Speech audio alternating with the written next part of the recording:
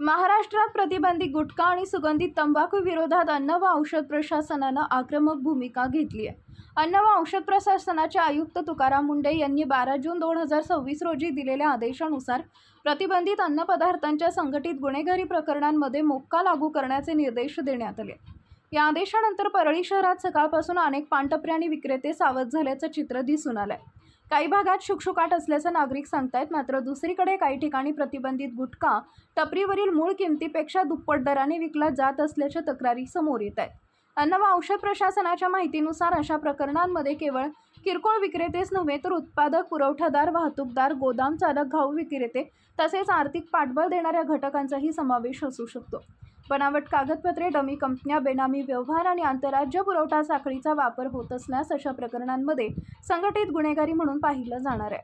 आता परळीसह राज्यातील विविध भागांमध्ये सुरू असलेल्या गुटखा विक्रीवर प्रशासनाची पुढील कारवाई काय असणार आणि दुप्पट दराने विक्री करणाऱ्यांवर कोणती पावलं उचलली जाणार याकडे सर्वांचं लक्ष लागलंय. Welcome to the press conference. आज मुद्दामून एक महत्त्वाच्या विषयासाठी आपल्याला इथं बोलवलं आहे. गेल्या अनेक वर्षापासून आपल्याला माहिती आहे की महाराष्ट्रामध्ये गुटखाबंदी केलेली आहे. आपल्या FSSAI ॲक्टच्या सेक्शन 30 अंतर्गत प्रतिबंधित जे फूड आयटम्स आहेत त्याच्यामध्ये गुटखा आणि तत्सम आयटम जे आपले आहेत त्याच्यावरती गुटखाबंदी केलेली आहे. त्याच्यावरती आपण अनेक वेळा कारवाई करतो, रेड्स करतो, फाईन करतो, FIR करतो. त्याच्यामधल्या प्रोव्हिजननुसार जेल पण होते, प्रॉसिक्युशन पण चालू आहेत. परंतु प्रोहिबिटेड आयटम असतानाही, फूड आयटम असतानाही महाराष्ट्रातल्या ऑलमोस्ट सगळ्या ठिकाणी हा गुटखा विकला जातो आणि कंझ्युम केला जातो. ही रियालिटी आपण बघतोय. मग याच्यावरती पर्याय काय? एन्फोर्समेंट तर चालू आहे, ते आपण आता जास्त स्ट्रिक्ट करत आहोत, तर ते चालूच राहील. परंतु याच्यावरती काही डेटरन्स असा क्रिएट करता येईल का की ज्याच्या माध्यमातून, कारण प्रोड्युसर तर इथं नाही आहेत प्रोहिबिटेड असल्यामुळं, ते बाहेरून आपण जे याच्यामध्ये इन्व्हॉल्व असणारे बिझनेसेस आहेत, बिझनेस पर्सन्स आहेत, ट्रान्सपोर्टर्स आहेत, रिटेलर्स, होलसेलर्स, सेलर्स, हे त्याच्यामध्ये इन्व्हॉल्व आहेत. त्या प्रकारचं एक रॅकेट आहे आणि ते जर उद्ध्वस्त करायचे तर आपल्याला खूप मोठ्या प्रमाणात स्ट्रॉंग स्टँड घेणं हे गरजेचं आहे.